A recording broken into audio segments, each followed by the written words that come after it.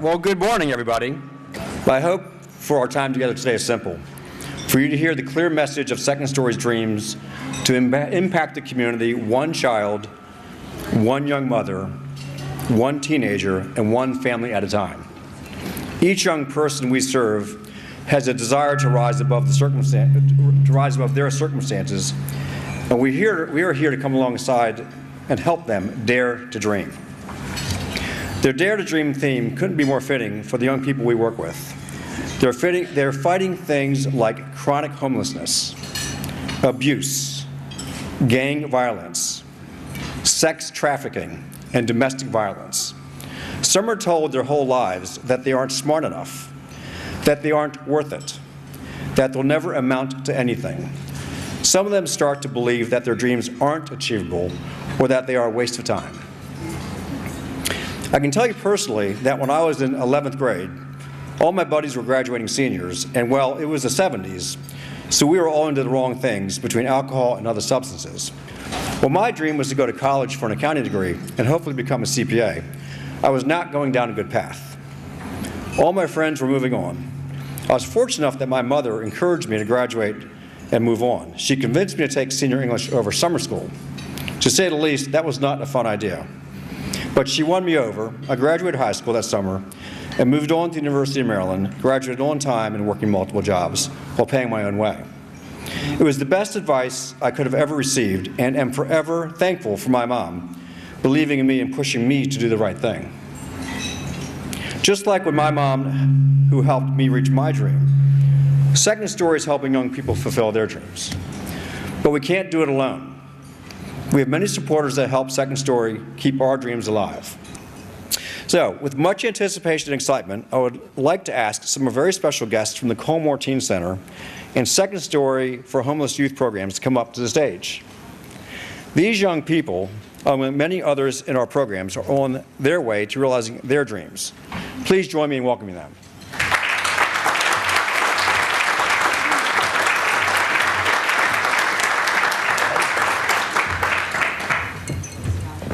Dear future Jennifer, when you read this, you'll be 10 years older and the year will be 2027.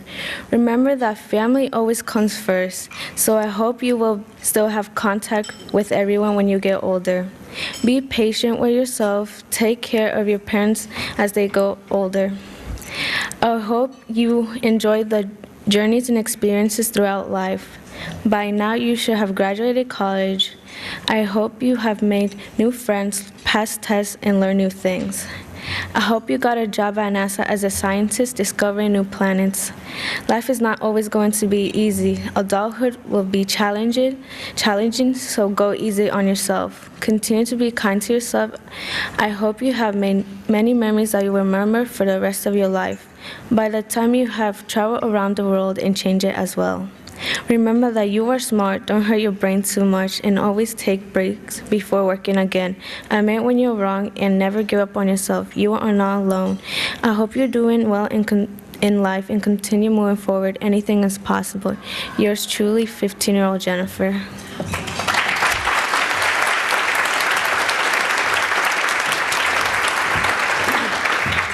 Good morning, everybody. I'm Nene. Dear future self, life is not as easy as you thought it would be when you were younger. I have learned so much, and in 10 years from now, my kids will be 11 and 13, and I will be 32. I want them to do so much better than I did. I grew up with a rough childhood. I didn't graduate high school, and I had kids at a young age. But since I can't go back in time, I will make it my duty to instill all the right things in my kids.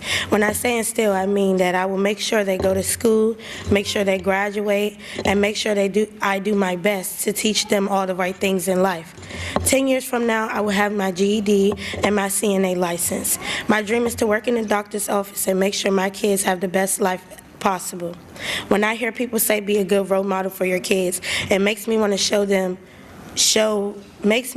show and give my kids everything that I never had. Second Story is helping me and other families like mine. Second Story is helping me and other families like mine do that. And for that, I can't thank them enough. I hope in the future I can give back to the community like Second Story helped me.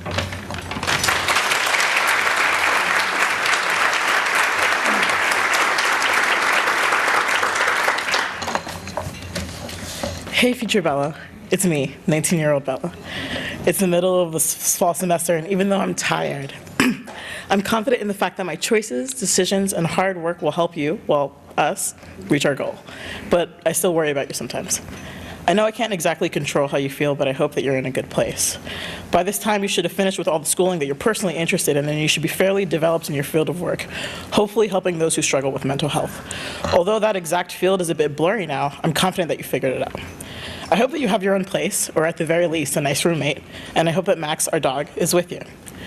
I understand that life normally isn't problem-free, but remember that you're strong enough to overcome whatever life throws at you. I hope you're surrounded by good company, and I hope you find happiness in the things you do. I'm doing a lot of work for things that I hope will benefit you, so I hope you're paying the kindness forward as well. I sometimes wonder if you got better at playing the guitar or if you ever did relearn how to skate, but I'm sure that time will answer all of my questions eventually. I'm going to try to remind you to do something that I already know you're fairly good at, but please remember to come back and thank those who have helped you, and if you can, always give back. Life might change your views on many things, but never forget our goal. Be as helpful as possible. Anyway, I know you're busy being 30 and everything, so I'll let you get back to that. I believe in you, and I'm looking forward to seeing who you become. Love, Bella from 10 years ago.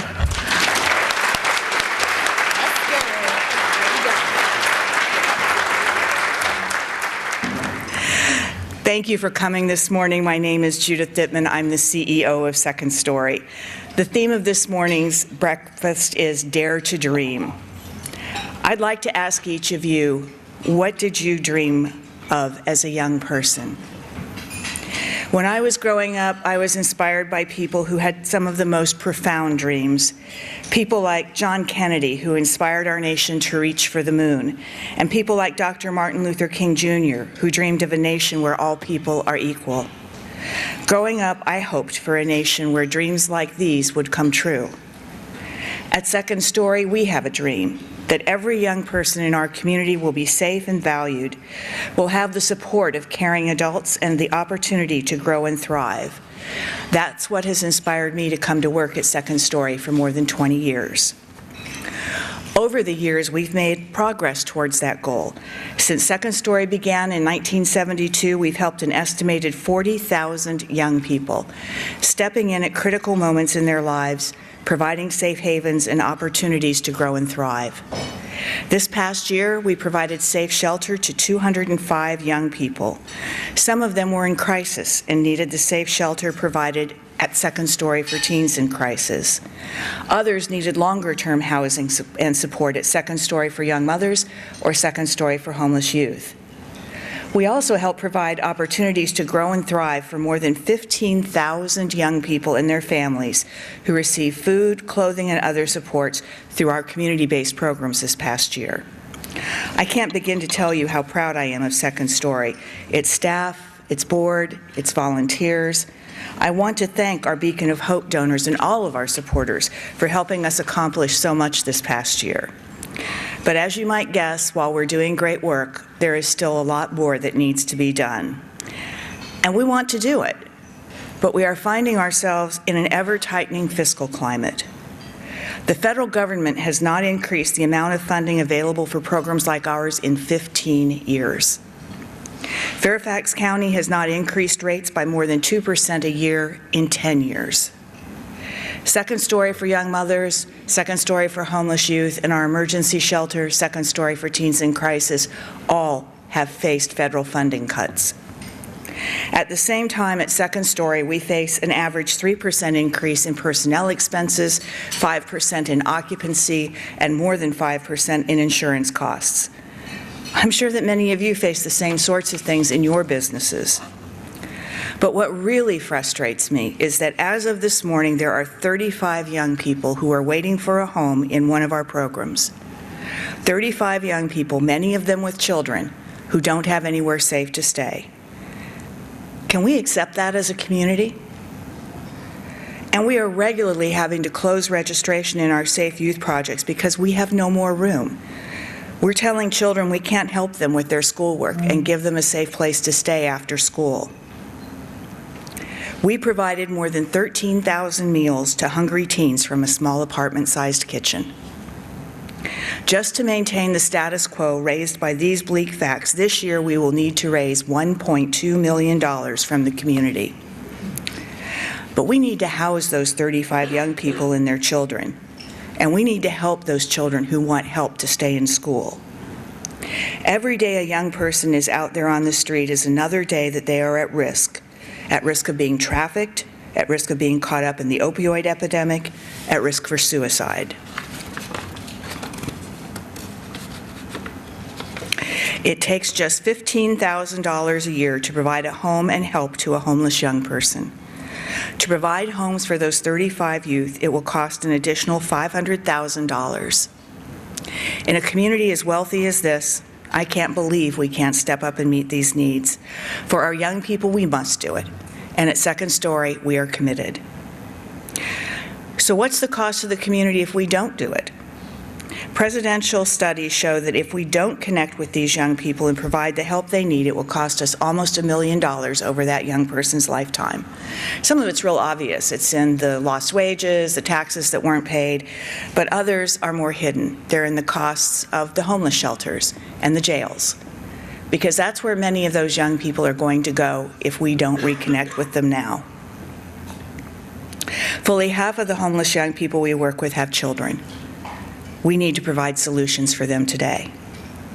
If we as a community invest now, we can ensure these young people will become successful young adults and grow up in the loving environment that they deserve. Isn't that what we want for all of our families? This is my dream. Thank you for taking time out of your busy lives this morning.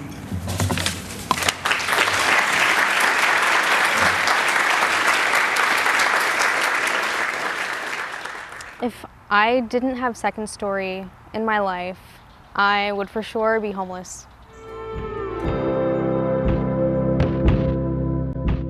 I felt nervous about my abusive dad, so he would get angry out of nowhere. His mood swings were violent, and he would just beat us whenever he felt like he should.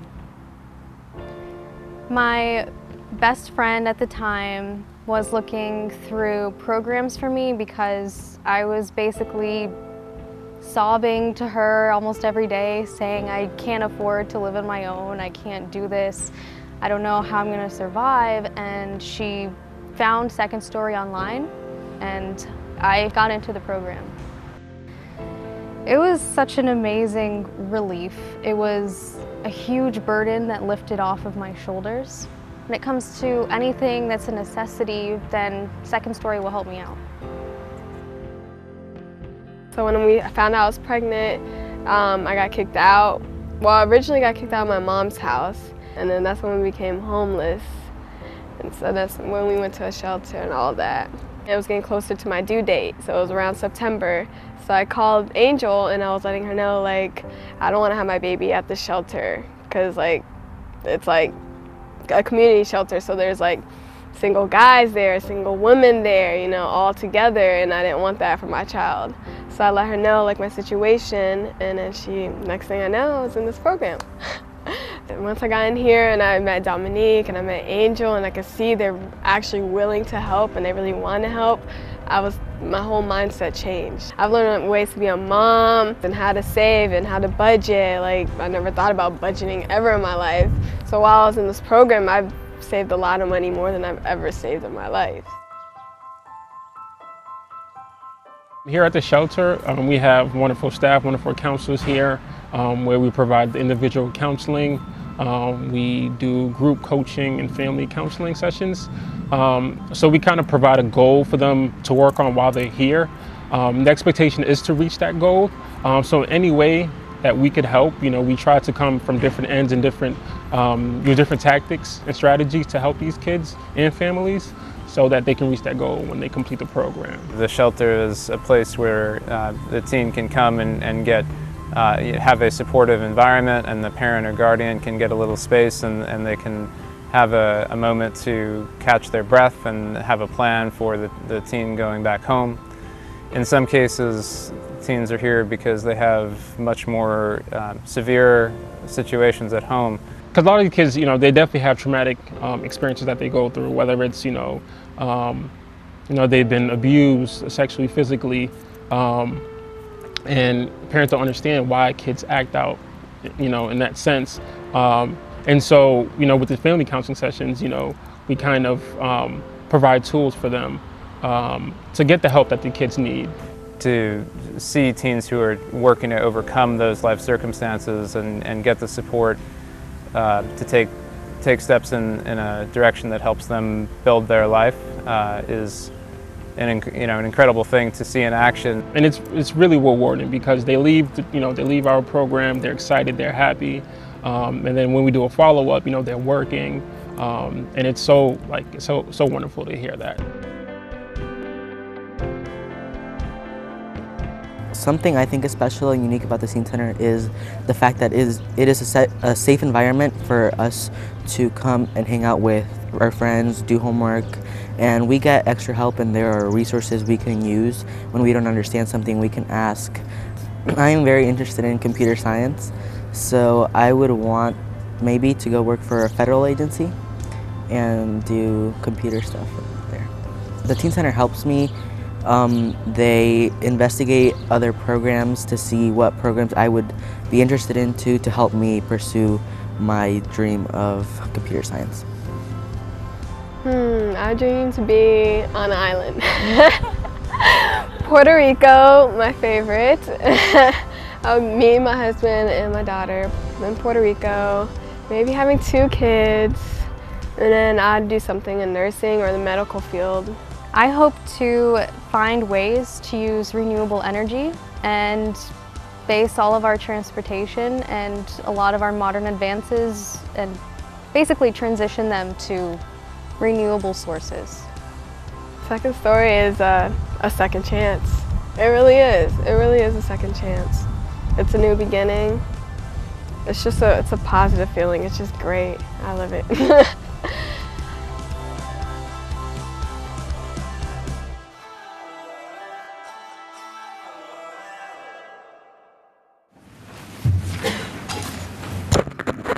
Good morning and greetings to everyone. There was once a young boy who grew up very poor. His grades were awful and his teachers gave up on him. He was obsessed with gadgets and how things worked. As a kid, he more often broke things and fixed them. This is the beginning of Thomas Edison's story, and it's the way mine began as well. My name is Brito, and I'm 22 years old. Things were challenging for me growing up. My father went to prison before I was born and didn't come back to my life until I was 15. He had another family that worked tirelessly to turn the community against me and my mom. My half-brother was especially dangerous.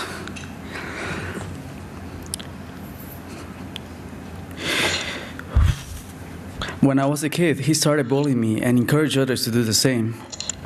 And as we got older, things just got worse. I started staying away from my house. I would stay with friends, smoke marijuana, and drink a lot. I didn't try at school because I didn't care about anything. It didn't matter if I got an A or an F, no one would say anything to me. Things got so bad that I even tried to kill myself. What no one knew was that I understood everything they were teaching me at school in my own way. I was fascinated with math and science and at home I was scrapping around for parts to create things. I was obsessed with one invention specifically, the Tesla coil, a historic invention used to transmit wireless electricity. I started trying to make one myself, but the violence and threats from dangerous people in my community occupied most of my thoughts. There wasn't much brain space left to think about inventions. I knew something needed to change. I wasn't safe, and the longer I stayed in that situation, the more depressed I became. So I left everything behind and went to Centralville, where I stayed with a relative. From the start, things were difficult between us. He thought we will work together and move back to Guatemala, but I wanted to stay here and graduate from high school. I could go to school and pursue the future I wanted, or follow the cycle and stay in the same situation I tried to escape. So I decided to move out. That's when I became homeless. I got robbed twice. I would go to school, run to my job that started at 3 p.m. and work until 2 or 3 a.m. in the morning. I was getting paid next to nothing. Eventually, I got a place with 3 other men, but one of them will get often drunk and it made me feel unsafe. Hardly anything changed in my first year living here. I was still unsafe, alone, and depressed. During that time, I kept remembering a conversation I had with my father in Guatemala. I had told him about my biggest dreams, to one day become a businessman and start my own company. I was expecting him to be excited and supportive, but instead my father said to me, "Brayan, you will never be better than me." It crushed me, and so I decided to prove him wrong. Now, all on my own, I had everything to lose. I knew that taking my education seriously will be the key to achieving my dreams. So I figured trying my best at school was a good place to start, and committed to work hard. That year, I got all A's. Because of this, my teacher started to notice me, and I developed a special relationship with my math teacher in particular. He saw a potential in me I hadn't even seen in myself. And before long, he helped me turn my interests into passions and encouraged me to use these skills to pursue my dreams. He also showed me he cared about me by helping me find food and resources. Trust developed between us, and I told him about my living situation. He introduced me to my school counselor, who referred me to Second Story. That's when everything changed for me. I still remember walking into my new room. Immediately, I knew my life was going to change. I knew it should be exciting, but it hardly even felt real. I had gotten used to living in that moment and ignoring my feelings just to survive, so something like this was hard to process. I'm not sure it really hit me until one morning when I woke up in the middle of the night. I looked around where I was, in my own safe bed, by myself, surrounded by my own things. I had privacy and peace. Everything had changed. I soon realized something else really wonderful about my new living situation at Second Story. I could have my own laboratory. I started collecting supplies and keeping them in my room. Of course, I knew exactly what project I will begin, the Tesla coil. I began working on it in my private laboratory. One day, after countless prototypes, it conducted wireless electricity. I tested all kinds of applications, one of which was lighting up several fluorescent light bulbs, and it worked. I figured it out. It's been 3 years since that day. I walked into my own room with Second Story for homeless youth. I started working with the case manager, Crystal, who supported me and helped me learn other skills. She reached out to me often and even helped me work through some of my bigger challenges, like getting my driver's license. Christy also helped me get a job as a coding instructor so I could begin paying my own rent and set up a bank account so I could save money. This is the kind of support I really needed. People to show me how to take care of myself so I could focus on the things that matter most to me. So that's what I started doing, focusing on the things that matter most to me.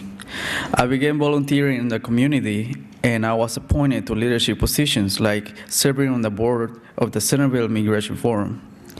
I even got the Harry F. Jr. Leadership Award, and I was given a generous scholarship that I was able to use for school. Without Second Story, my life will look completely different.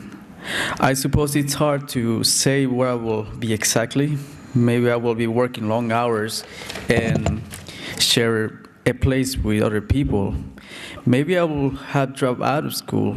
Maybe I will have ended with dangerous people. Instead, I get to look to the future. I am at Shenandoah University thanks to many scholarships, and I'm majoring in entrepreneurship. Someday, I intend to achieve my dreams. I want to get a master's in mechanical engineering so I can start a technology company. Most of us know how Thomas Edison's story ended. He invented the light bulb and founded General Electric, one of the biggest companies in the entire world. I have a lot in common.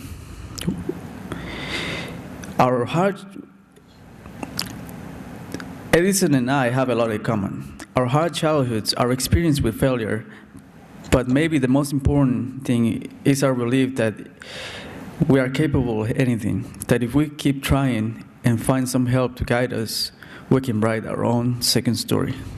Thank you very much.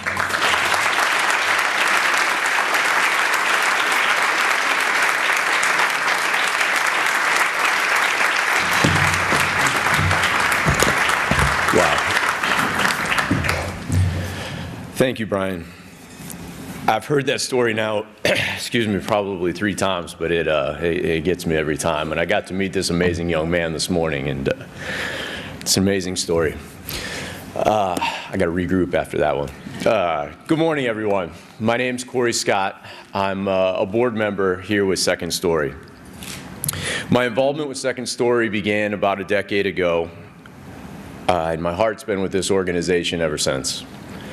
As I listened to Brayan today, as you can see, I'm overwhelmed with emotions and extremely inspired by his story. Thanks to his own determination and a helping hand from Second Story, Brayan is now living his life to the fullest and helping to change our communities. I've had the privilege to serve in leadership roles of many organizations over the years, but nothing prepared me for my first board meeting with Second Story. As the staff reviewed their amazing progress in serving those in need, my heart was filled with joy from all of the great stories of victory. But then the updates came of all the stories that were still out there, followed by heart-wrenching stories of the many children, mothers, daughters, and sons in need beyond our current resources. I didn't notice immediately, but I soon became aware of the tears that were streaming down my face during that meeting. Second Story touches the lives of thousands every year, but there are thousands more who are still hungry, scared, unsafe, alone, and depressed. That is why I support Second Story. Thanks, Cory. Very well done. So as we conclude our time together today, I want to say thank you for taking the morning to celebrate our successes and achievements with us. Thank you also to Brayan, Nene, Bella, and Jennifer for sharing your inspiring stories. We hope you'll come visit us for one of our open door information sessions held at the teen shelter every month. Please feel free to speak with our staff after the event if you have any questions. Thanks again, and have a great rest of the day.